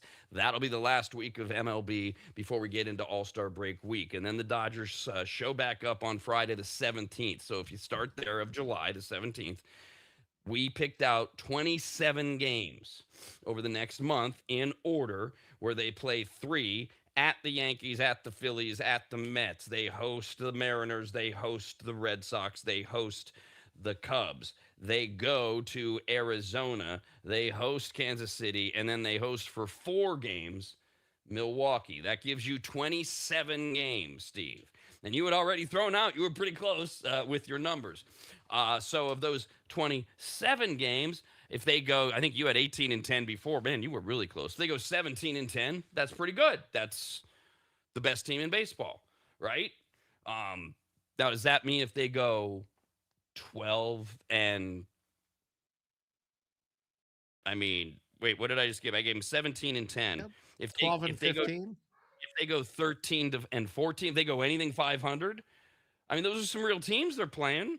I mean, they're playing the Yankees and the Phillies and Milwaukee. Is that a concern? And then the big number for you, do we go back to like they're 22 and 5? Then it's like, okay. No, there's 13 and 14. I still wouldn't be concerned if they go out and we're like 7 and 20. I would become concerned. But right around 500, no big deal. Again, the Dodgers are playing for October. They know they're in the playoffs. It's just get healthy at the right time, get the team clicking. So they're playing good baseball at the end of the year and then carry that momentum all the way through the postseason. One more baseball note. We'll jump to the NBA after this. That just cleared the wire as part of the next collective bargaining agreement. We were talking about the lockout on December 1st when the owners said, no soup for you unless we get a salary cap. Major League Baseball wants a maximum contract length of 5 years for free agents who are switching teams, while organizations will have the ability to keep their own players for up to 6 years. Okay, an extra year. They call it the CPP, the Cornerstone Player Provision. The potential change to free agency comes as the league addressed reserve clause issues in a Thursday meeting today with the Players Association. Then we get into a bunch of numbers. So, Steve, if you're going to change teams, free agency, you can only go for 5 years. If you stay with us, we can give you 6 years. Sounds like their proposal. Yes, I'm still trying to figure out which side of the fence I fall on that. As a fan, I hate it when my team gives a long-term contract. I can tell you as a GM, I would never go past 5 years on any contract for anybody, which is why those star players would leave my team and go play elsewhere because they can get that 8, 9, 10-year contract. I like the fact that they just keep throwing stuff out there. Let's it's kind of that forcing things. As you said, there's only one topic they need to discuss. Players need to accept a salary cap is coming in, and then they have all the power to determine what and how they're going to do it. If I'm a player, I'd say, shoot, let's just go 4, 3 max for not team 4 there. So now as a player, I can get 3 or 4 contracts through that, and maybe I can make some big money because if I put a few good years together, I'll continue to get another big contract. I think teams are going to be willing to go higher, like we see Kyle Tucker with that, 4-year, what, a bazillion dollars. I mean, 240 million type of thing where he's getting 60 million a year for 4 years because it doesn't handicap the team. One of the things that always bothers me is when, Albert Bell goes to the Baltimore Orioles and signs that huge contract and then plays 1 season maybe. And now you're eating all that money. If you add a cap, you can't have a player, Albert Pujols, who signed the 10-year contract. He was good for about 4 years. Then you had to sit on 6 years of no productivity. Josh Hamilton, I can go on and on. Anthony Rendon of Angel players and bad contracts. And maybe that helps, save the team and their fans from owners making really bad deals because they have so much dead money. The Rafi Devers contract that no one outside of the Giants was willing to pick up. So it keeps the team with something good. And those are the good parts of it, but the players will never go for it. I mean, if I can get a 14-year contract for, $700 million, then I should have that right to sign it. Again, and I mean, I'll withhold final judgment till this is all over. As of right now, the stupidest thing I'm seeing is the players not saying, you got it, salary cap. Yeah. And then their answer to everything that MLB and the owners push back on is, hey, we gave you the salary cap. That's why we want 14 years. In fact, we want no limit. We want no limit on a free agent that signs and goes to another team. But you can't do that. We gave you the cap. We're even not going to even limit deferred payments. If somebody wants to defer it and they get the Bobby Bonilla clause and we're going to pay him for 50 years on July 1st, X amount of money, then go do it. And that's what the players need to be doing. I don't understand that part of it. And look, I'm not a negotiator. I haven't sat in on those meetings, but we're going to have 100 things we got to discuss. Well, I'm going to get 90% of them or 90 of these things. And they're going to go my way, Rob, because I'm going to accept the one thing that you were saying you have to have. And I'm going to go get 90% of everything else you are going to have give to I me. I do not get it. I'm not claiming I've been at this level, but I have been in these meetings. I do not know why. Already, there's no reason to not show your hand. Go ahead now and say it. It's good for PR too. It's in the middle of the season. Players Union comes out and says, "We're all in on the salary cap. Let's talk." And then just start hammering everything that the owners have already put out or want to put out with a big fat no, we gave you the cap. You're going to have to give on some. You're going to have to give on some, but like Steve's example here, they want 6 years, right? If you change teams, or 5 years. If you change teams, that's the max. Major League Baseball is going to say we want 0. We wanted as many. There's no limit. And the owners, they choke and they spit, and we go, oh, okay, well then take the cap off the table. No, we're not doing that. And then pretty soon the owners are going to say some number, and the players are going to be fine. Sure, 12 years. We're good with that. 12 years. It's going to be an asinine. That's how these things work once you get it in place. And if you really want to go at the heart, eliminate arbitration and go straight to free agency. 3 years, boom, free agency. Here you go. We're just gonna, right? I mean, there's not even arbitration. You got no control of your players, and 3 years they're free to go wherever they want. You wanted the cap. Yep. To basketball. The Charlotte Hornets have traded or are trading LaMelo Ball and Josh Green to the Minnesota Timberwolves for Naz Reid and a series of draft picks. Hornets fielded aggressive offers in recent days from multiple teams that were pursuing Ball. The T-Wolves, Raptors, and Trailblazers were amongst the teams. Ball was happy in Charlotte. Both parties were in a good spot after the Hornets enjoyed a massive turnaround last season, fell one play-in win short of making the playoffs. Ball has 3 years left on his contract. He's eligible to sign a 2-year, $120 million extension on July 6th. Average 20 points, 7 assists, 4.5 rebounds. T-Wolves president of basketball operations, Tim Connolly, has for years been searching for a co-star team with the guy you brought up yesterday or the day before, Steve, all-star guard Anthony Edwards.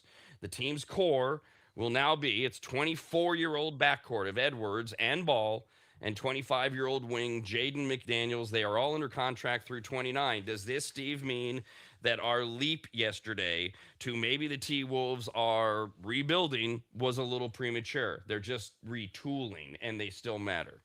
I think they're rebuilding under the image of a retooling. LaMelo Ball can step in. It's a great look. Bell, Anthony Edwards. I like that. They still got Dosumnu sitting there. Terrence Shannon. What are they doing for height now? And we're watching the game. The big man's becoming much more part of this. Rudy Gobert, I mean, is getting old. He's not the same player he used to be. He's no longer that defensive specialist. Jade McDaniels, one of the great parts of him is he's able to pick up those guards and cover them, those leading scorers for the other team. He's a wing. He does a great job at that. What? You're now asking him to play power forward? That's just not going to happen. So they went from a balanced team that need a little bit more scoring, and DiVincenzo tore his Achilles. He's out for the season, so you're not going to get anything out of him with this team. But now you got no height. What? We're going to run the whole team out there when Gobert comes off the field at all 6'6" and under, or 6'7" and under. I don't see the direction of where they're going. All they did was move it to where I felt they had a balanced team to, yeah, we got great guard play. We really do. We're as good at guards as there is in the league. We got nothing else, but our guard play is going to carry us. And I just don't see that happening.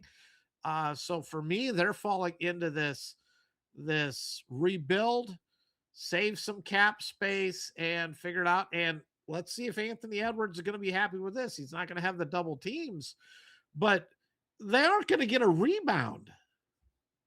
What about the other side? You, towards the end of the season, you were riding that Charlotte Hornets train. Yeah, they came up a game short. They now have Kobe White, who will sign a 3-year, $74 million deal to return to the Hornets. He was a major priority. He steps back into a new starting role in the backcourt following Charlotte's agreed upon trade to send LaMelo Ball to the Minnesota Timberwolves. Where is Charlotte in this whole mix, Steve? And I know people are probably not a big fan from the Charlotte. I love this trade for Charlotte. I think it does a lot. I think it lets them take that next step. My only concern is because LaMelo Ball was so he controlled the tempo, he controlled the ball. Every possession had to go through his hands, and that goes away. Is Kobe White going to be able to step up and take control of that? But part of my complaint with LaMelo was a lot of shots, put up great numbers as far as scoring goes, and this is for most of his year. Don't count from the second half of last NBA season because it really became different with this team. But I think it's the next progression. You got Brandon Miller, Miles Bridges, Con Kneppel, Kobe White. They drafted a point guard in Christian Anderson who can really play. And if he's ready to step in and contribute early, that's going to help. They still got Trey Mann sitting there. And Naz Reid comes off the bench along with Diabate. And that's if Steinbeck becomes the center and moves into that rotation. But I like the bigs on this team now to go along with some players who can score. And I think they've become a little bit better defensively. I think they improved a lot of ways as long as they didn't lose their identity with ball going away and their field general. Because LaMelo Ball controlled this offense um, for pretty much his entire career. He was with Charlotte. Will he be able to fit in with the T Wolves with that as his background? I don't know because Anthony Edwards likes to control that offense. And is Melo going to be able to just take a sidestep and say, hey, okay? Or is it going to be, LaMelo, let him run it, and Anthony Edwards, you can figure out how to get your spacing and figure out how to get open, and you can make your shots because they're going to have to be going after LaMelo Ball. I don't know who's going to take the second seat in that car. They've both been drivers. Well, one's going to be a passenger here, and that adds to it too. Is Anthony Edwards, is he going to say, "Look, I'm still driving this car. It's still my team. I still dictate everything." And then, really, where does LaMelo Ball fit in? Let's jump to your team, the Detroit Pistons, who have traded backup man, or will when the league year starts in a week. Isaiah Stewart is going to the Memphis Grizzlies for 3 future second-round picks. We were just talking about second-round picks yesterday. Stewart, who's 25, finished 7th in the 6th Man of the Year voting this past season. 2 years, $30 million remaining on his contract. He'll join the Grizzlies team and have a nice young front court. As for your Pistons, Steve, moving Stewart gives them the flexibility, they say, to fill out the rest of the roster this summer with several key contributors from last season's team approaching free agency, specifically Jalen Duren, Harris, and Kevin Huerter at the top of that list. Yeah, it's interesting. And I liked Big Stu. He was great. Not the biggest player. You think of him as being a 7-footer, not at all, but he filled spaces. He protected the rim, got the rebounds. He's going to be missed. They needed to free up salary cap. I still believe they're going after a shooter, a Tyler Hero type. And I really hope it's not Tyler Hero. I hope they don't go that route. I was hoping that, Cody White was there. He re-signed with the Hornets. I was hoping the Pistons might take a look at him to help fill in. They drafted a Corey, which a lot of people are really high on this. I'm just not sure. He can play point guard. He can back up Cade Cunningham. Cade Cunningham's your star. He's not going to be on the bench very much in any game. He's going to be playing game in, game out. And Corey can take it to the rim. Yes, he can create his shots, but he's not a big outside shooter. That's been a big problem for this Pistons team from day one, that they brought in Duncan Robinson, but they need to find something. I hear they're in on Kawhi Leonard, and are they going to bring Leonard there? But how much is that going to cost? And how much money is that going to take up? Tobias Harris's contract's up. Are they going to bring him back? As we said, Jalen Duren at the playoffs, I'm like, man, this guy just played himself out of Detroit. I don't believe that's the case because they moved on with Stewart to the Grizzlies for those 3 second round picks. But he's Duran's eligible for that max contract? I know he's 23, but are you going to spend all your money on Duran to get that max contract? And then you're not bringing anything back. Is the team improved? I just don't think they are. And I felt they were a flawed team all last season, even though they were the number 1 seed. One of the weirder offseason stories has been this pivot or whatever the hell has happened between the Celtics and Jalen Brown. And yesterday we got it out of both sides of our mouth from Boston. Team president of basketball operations Brad Stevens said last night that Brown remains valued by the organization. And then they spent all day actively engaged in trade talks to move Jalen Brown, with multiple teams interested in acquiring the All-Star forward. The Celtics are listening to trade offers after Boston tried to use Brown as the key player to get Giannis, and now that that's out there, is Brown pissed? Brown want to leave? Celtics have said he's not that valuable. Giannis is off to the Heat for multiple players and draft picks. Meanwhile, Brown has 3 years remaining on his 5-year, $285 million extension he signed in 23, coming off a career season. I'm still kind of flabbergasted at how the Celtics have managed this. You were just talking yesterday, I think it was, and I agree with you. Brad Stevens, okay as a coach, extraordinary as an executive. What a misstep this whole thing has been. I don't know where it's going to end yet. I don't either. I was reading an article today that said that Jalen Brown is gone. They're going to move him on. He's not going to be able to come back. And it makes me wonder how much of this is ownership. Remember, the Celtics sold a couple of years ago, right after they won the championship. Is this ownership coming in and saying, look, we're not going to spend the money. We need to move him on? We saw it last year. And they moved several pieces off of this team. And maybe they're just saying we don't want to be on the second apron or wherever they're at. And I don't know where their cap money is, but you and I question it going, they just signed players to like $1 billion. If you roll their contracts all together, how can they not, be paying penalties or anything like that? Maybe they feel we're only going to keep one. We want to cut the money. So it's Jason Tatum or it's Jalen Brown, and it's clearly they're taking Tatum. And Jalen Brown's out. I did read an article last night or today that surprised me a little bit because they said the Celtics offered Jalen Brown plus 2 first-round picks for Giannis. I think that's a better offer than what they got from the Heat. I'm surprised the Bucks didn't take that because where the Heat got some players, it's kind of like expiring contracts. Are you really going to be able to keep them? No, you're not. You're going to get them for a year to fill out some stuff. You got some draft picks, but they weren't.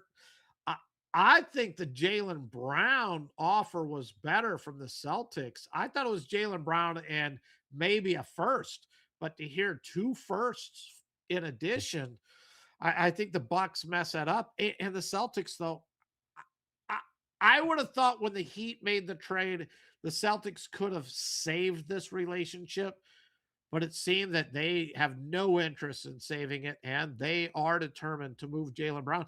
And nobody now is going to give him full value because you see it. And you and I talk about this all the time. I don't understand what these teams are doing.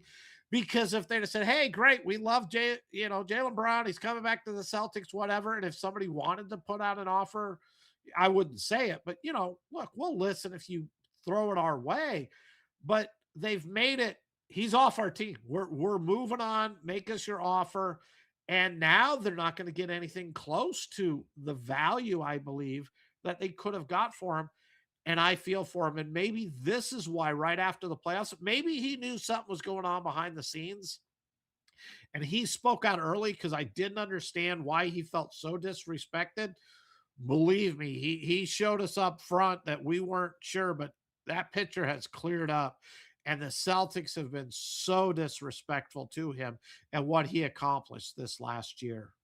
I know we both get annoyed when the media goes nuts with, well, here's where this player should wind up, and we start asking, well, how does this work with the cap? What about the players, etc.? But without that knowledge, Jaylen Brown, where's he fit? Where's he go? Where should he go? Detroit. I think anybody be happy to get Jaylen Brown. Let's bring him to the Pistons. You know, we Great. could throw him during it. They can't because they got to pay these players. That's great. I get the Homer answer. That's Yes. just lovely. By the way, the Lakers, nobody still knows exactly, although more and more now it's like everybody's going, does LeBron have a place there? Not only did they obviously sign up Austin Reeves to his $184.8 million max deal in St. Louis, in Los Angeles, sorry. But the Lakers made a point to also give him that superstar, we love you treatment. The kind of thing that guys like LeBron live for. They made a point to serenade him with his favorite country music. They gave him customized pillows with his initials on them. They wined him, they dined him, they made sure he knew. Of course, in the end, what they had was more money than anyone could offer. So the Lakers sign Reeves. It doesn't affect their salary cap this year in this convoluted NBA crap. There's this $20 million hit that was already added in, whatever. But where does LeBron go? Does he stay? And now the word is that Luka is out there saying, I want an A-list guard. Is it a guard or a center? It's a guard. I want an A-list guard. That's who I want. So more and more, it's Luka's team. Does LeBron have a role in it? Nobody knows. I don't think he does. No. You know, Luka wants to spend that money on another player. I don't blame him. You bring back LeBron and you're just marching the same team out there again. You're running it back. And I didn't think they could win last year. I don't think they can run it back and win this year. So I'm with Luka. I don't think the Lakers can win with him. But if they bring in another, you know, if they go, who would you rather have right now? Kawhi Leonard or, you know, LeBron James? I don't know if they can get Kawhi Leonard. But man, if they can go get a quality player, I think that's where they should go. Sorry, LeBron. I think your time's up. Winners and losers of the draft, any teams that really moved one way or another. We'll talk about that and another contract that's being discussed after Rob and this. Steve continue next, only on the radnetwork.com.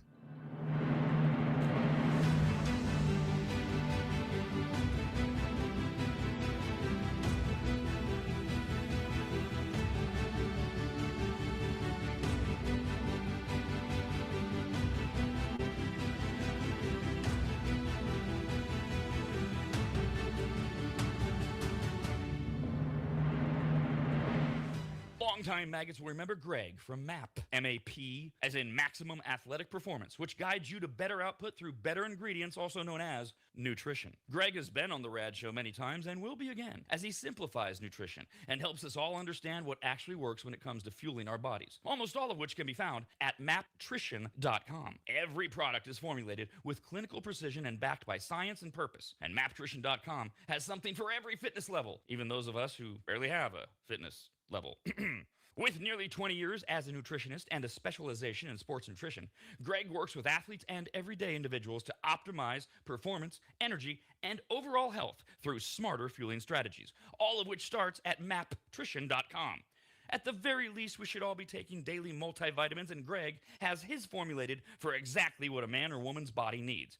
Protein is in, but maybe instead of getting yours from mac and cheese with extra protein, you get it from maptrition.com. And of course, all things workout, training, and exercise are available as well. From pre-workout to creatine and other muscle builders to recovery supplements and more, all at maptrition.com. From morning breakfast essentials to post-workout recovery and everything in between, maptrition.com's full range of supplements, proteins, and wellness products are built to power your journey from start to finish. Check out all the products and find what's right for you and order it shipped to you all at maptrition.com. That's maptrition.com.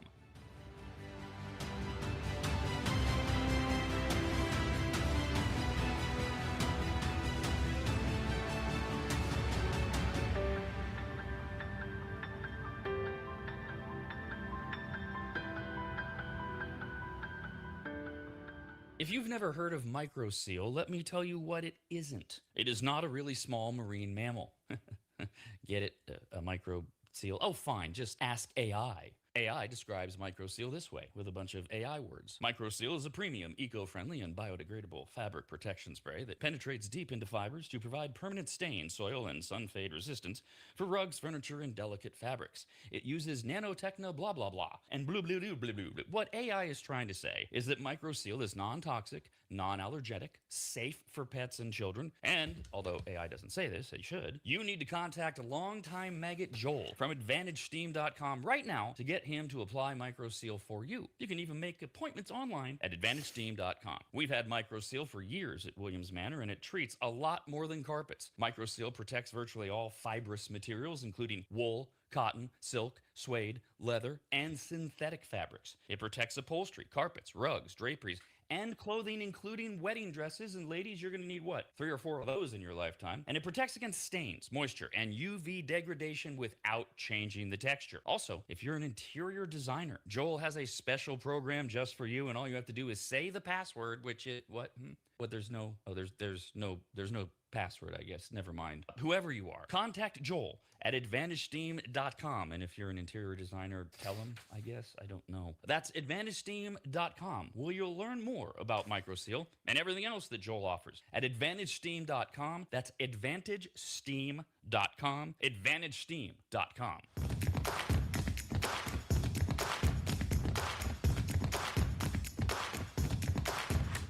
The Rob and Steve Show on the Rad Network. Let's get back to it. Email Rob and Steve, RAS, at theradnetwork.com.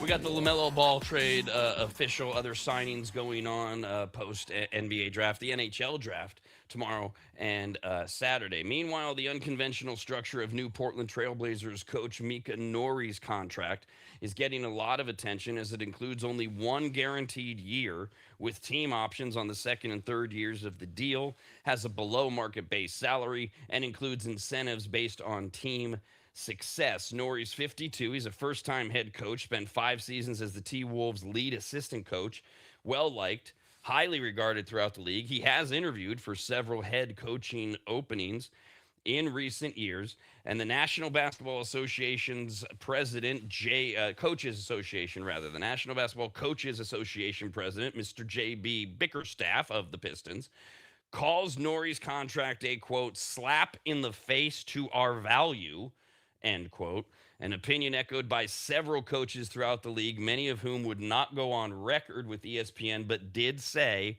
the same thing. Bickerstaff emphasized he's excited for Nori to get a head coaching opportunity, but concerned about the precedent that his contract sets. Quote, you think about the sacrifice, the time, the growth the coaches have helped and done with the NBA. And for someone to come in and attempt to devalue the work that coaches have in this league is disappointing. End quote. Several other current head coaches had similar concerns, declined the situation on record to ESPN. The Trailblazers declined to comment. New Portland Governor Tom Dundon and General Manager Joe Cronin have been trying to cut costs, including not traveling two-way players during the playoffs and opting not to pay late checkout fees for most staffers on game days. I mean, they're really counting the beans.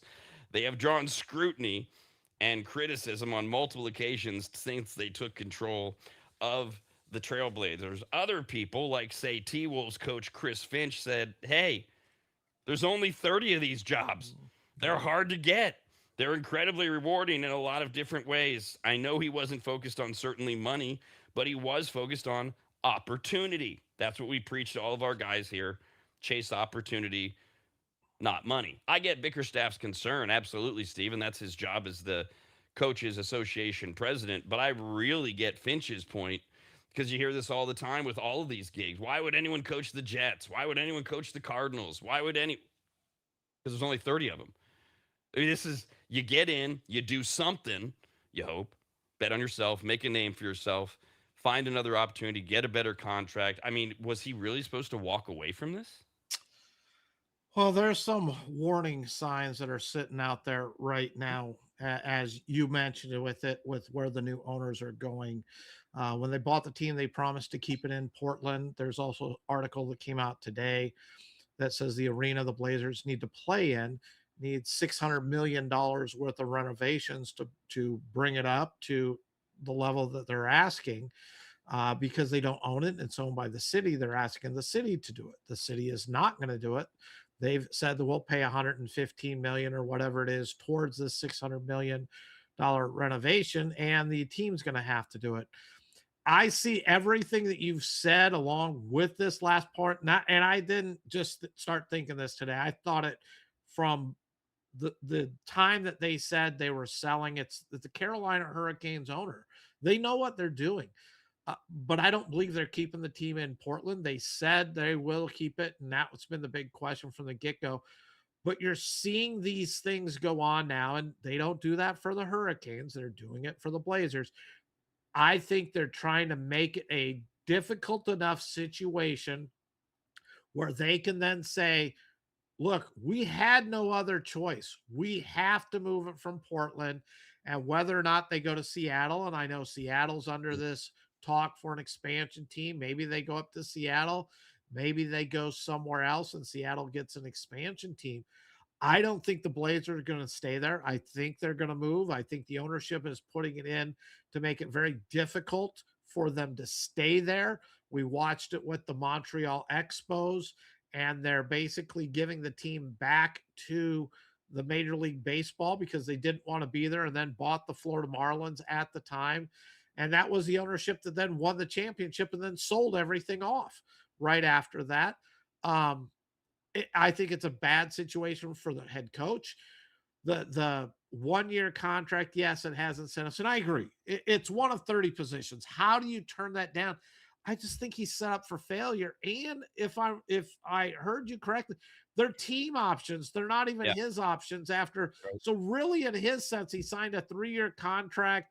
If the ownership's really going to go this way, they're not investing in anything on this roster to make the playoffs or anything like that. They don't care if nobody shows up because if I am correct, their whole goal is to move the team out of there. We can't be a surprise team and compete for championships and or making the playoffs and having our arena sell out. They're doing the opposite. And I think that's the route we're going down, which I feel bad for him. It is one of 30 jobs. I just hope this doesn't ruin his chances in the future because he took a shot here with the team that I don't see. Even if they start playing really well, what are they going to do? They're going to trade off their player and get them less to play with. I don't see how he can succeed. Although in a different way and with different motivations, what the Trailblazers did to him to get him as their head coach is what I'm advising the Major League Baseball Players Association to do with the owners. Hey, we're giving you a job. It's one of 30 jobs. You've interviewed at least 5 times we know of for a head coaching job. You've never gotten one. We're giving you a job. Well, yeah, but it's only a 1-year guaranteed. It's a job. Do you want the job? Do you want the head coaching job? Well, but they kind of did that to him. Whether or not that was his, I'm not saying that was his demeanor or whatever, but basically the Trailblazers said, you want a job because you've never had one. We'll give you one. It works for us. And he had to go, yeah, I'll take it. Hope that he does something to make a name for himself. No, it's not a good contract. It's not a good position, but it's one of the 30. That's why I would lean towards it. Which is now it clears up. One, why it took so long for the Blazers to hire a head coach. And two, the guy who stepped in for Chauncey Billups at the beginning of the season and had a great season and showed this team can win and how to win, why he jumped ship to the Bulls. And the Blazers didn't sign him. That was a head scratcher. Everyone went, well, why did this happen? Now we know the true facts of what was going on behind the scenes because he could see it didn't matter. He needed to capitalize on his one good year with Portland to go get the job with the Bulls. I wish him all the success. But that's why, and I agree, the Blazers, look, it's one of 30 jobs. You can take it or not. We'll find somebody who eventually will take this job. And who knows if you'll ever get the opportunity to do it again. If you look at ESPN.com, USA Today, NBA.com, Fox Sports, CBS, and NBC, you combine them all together, I found 6 teams they all agree on the draft grades for the 2026 NBA teams. 6 teams got A's. A's or A minuses. 6. See if you agree or disagree with any of them. The 6 were the Boston Oh, Celtics. I was What? going to What? say, hold on, hold on.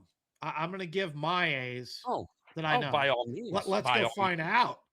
I Okay. think the Memphis Grizzlies. I think they had a great draft. Mm-hmm. Cam Boozer, Kareem Lopez, picking up Ish Stewart. Were they one of them? Yes, they got the only A plus. Okay. I think OKC, and after day one, I know many people are down. I think OKC had a great draft day for what they are doing. Is it all pinned to 7'3" Mara coming in and being the guy that can take on Wemby as much as possible? I think it is that, and I'm telling you, Bennett Sturts, I think could be a star in this league, and they picked him up in that 16th slot as well. I think they addressed two things they needed. They moved on from Aaron Wiggins because they didn't have the money. They needed to bring down because all these kids are starting to get paid. They need to save, and they brought in Bennett Sturts, who again I think is going to be a star. So your A grades, you had the Grizzlies, and A plus was they were the only team to get an A plus. You said OKC, they got an A from everybody. There's 4 more A's according to the 5 organizations I used. San Antonio Spurs. Isn't it amazing in my mind how the rich get richer? Because I thought the Spurs had a great draft as well. Brought in some size to back up Wemby so he doesn't have to take all that physicality in the middle. They can move him out a little bit, take advantage of his ability to shoot in addition. And I think it's going to help his career if, if he doesn't have to be in the middle and bang around with all those guys as much too. Well, I don't see the Spurs Oh, anywhere in my list here. I feel I've got bad to for find that them. because No, they got a grade. I think I like cut off the okay, Spurs because of where the page breaks are. So I will have to circle back. But I know they didn't get an A. They might have gotten as high as a B plus. I will double check on that while we move to your next A. I Yep. love what the Utah Jazz did. Okay. And I know it's only Darren Peterson. I just think he fits into this offense. And I'm projecting him on the high side. I said he could be just a total bust with a lot of issues, or he's going to have a Hall of Fame career. I think I'm banking on that Hall of Fame career that he can sit there with Keontae George. You got Markin in the middle. They picked up Jaron Jackson Jr. You still got Ace Bailey, who was their top pick last year. I just think the Jazz with that, he fits so well into that system. I think that was a great pickup as well. And I know it's only one player, but I put him in that category as well. The Spurs did get an A. It's 7 teams that have Okay. A's. I just literally cut them out. The Spurs got an A because their draft makes it clear they knew they needed to overhaul their front court around Wemby, Harrison Barnes as their most conventional power forward plus 4 backup centers over the age of 30 were not going to cut it, and they really liked Jaden Quaintance as their pick as well. Either way, Spurs got an A. The Jazz, who you were just talking about, got an A minus. They love Darren Peterson as the pick there. So that's 4 of them. Do you have 2 more A's? I have the Golden State Warriors just because I think Lendenborg was the perfect player for this team for what they are trying to do. Do I think they have the best long-term vision? No. But the window for the Warriors is right now. They add a player at low cost who can step in and be a big contributor. I think he's going to have a huge year with the Warriors, help them in addition. And if I'm LeBron, I'm still sitting there going, wow, I can step into this and we could really have a strong team. So I think they picked for what makes them really good for what they're trying to do, which is right now. So I put the Warriors there. Warriors got an A, and it's all about Lendenberg. And Mhm. again, I had to add one. There's 2 more left. There's 7 teams with an A. There's no way you're getting one of them. There's no way you're agreeing with one of them, I think, based on comments you made yesterday. But we'll see. There's 2 more teams that got an A. I give the Atlanta Hawks, and this was because of their second round pick, Visar, big guy, was supposed to go in the first round. He kept sliding and sliding, and I think he really helps out with their size. With that, Kingston Flemings can play. And I like the Hawks. I like where they're going. I think this team is going to be a playoff team next year, and it's going to be fun to watch them play. Now, ESPN did give the Hawks an A-. Everyone else gave them a B+, which is why I didn't include them in the 7, but they're right there, A-, B+. Who would be your 7th then? If you had one. It kind of depends on where they go, but I love what the Kings did with Oh, with what they have, and I know I'm anti because he can't play defense. Uh, but Acuff, I mean, and Caravan, I think that was a great addition. I don't know if I could have picked two better players to fit into this Kings roster with what they're going to do. I'll emphasize, are they going to win a championship? No, they're not going to win a championship, but they're going to make the team exciting. They're going to get the fans interested again. They're going to be a better team. They're at least going to be fun to watch. And I don't know, and I'm just throwing one against the board and seeing if it sticks. But they need to move DeMar DeRozan, right? And he's got a bad contract. They cannot keep that contract on the thing. Well, this is where if I'm a GM, I'm looking around. Who's got another bad contract that they got to move? I'd go look at the Memphis Grizzlies and say, look, Ja Morant, he doesn't fit anywhere in there. I'll move you to Rosen, which gives you that mid-range shooter. Bring in a Ja Morant to go along with Acuff. Wow, that would be so exciting to watch the Kings play. So that's the one I'm sitting there. And again, I don't deal with contracts. I don't know if it fits salary-wise, all that other stuff. But both teams won out of a really bad contract. And I do believe both of those players helped the other team where I don't think they fit with their current team. So why not take a shot at it? And Ja Morant, if he's focused and can stay out of trouble with off the field stuff, he's in Sacramento. Sorry to say this, but I'd like to believe he could stay out of trouble in Sacramento. It's not like he's going to LA or something like that. That might get him in more trouble. I don't think there's as many things in Sacramento that you can get in trouble for or should be able to get in trouble for. I'd love that for the Kings as well. Just throwing one out there. But I liked it what the Kings did. it does take you a couple years to figure out where you can get into all the trouble in Sacramento, so he'll have time. Everybody gave the Kings a B+, and a variety of places referred to Darius Acuff Jr. as the steal of the draft. Above and beyond all his stats, the Kings internally are looking at and praising Acuff's maturity and leadership style. And if you have to bring up the D word, his defense, the in-house word from the Kings is, yeah, he was inconsistent, but the tools are in place. He was terrible. Yeah. But who cares? Go play him. He's going to be fun to watch. The other two A's, according to the major media outlets, were the Boston Celtics. They picked up Senek, a versatile big man. And the one I knew you wouldn't get, the Clippers. They got an A-. Although they didn't really explain why, but they were the other team that got the A with the Celtics. I wouldn't go with either one. The Celtics got a good player, just not sure that he's going to be a dominating and really be able to contribute and move forward and make the team a better team, especially if they're going to move on from Jaylen Brown. What happens to the Celtics team? And the Clippers, I'm sorry. I thought it was a reach with Wagler at number 5. So you're saying that's their one first-round pick, and what I think was a C is going to turn into an A because they had 3 second-round players. I can't get there. Have a great day. We're back tomorrow. This has been a presentation of the Rob and Steve Sports Show, brought to you by the Rad Network and is copyrighted by the radnetwork.com and Williams Broadcasting for the private use of our audience. Any reproduction, accounts, or descriptions of whatever Rob and Steve just talked about without the express permission of the Rad Network, Williams Broadcasting, and Rob's Really Mean Lawyers is prohibited.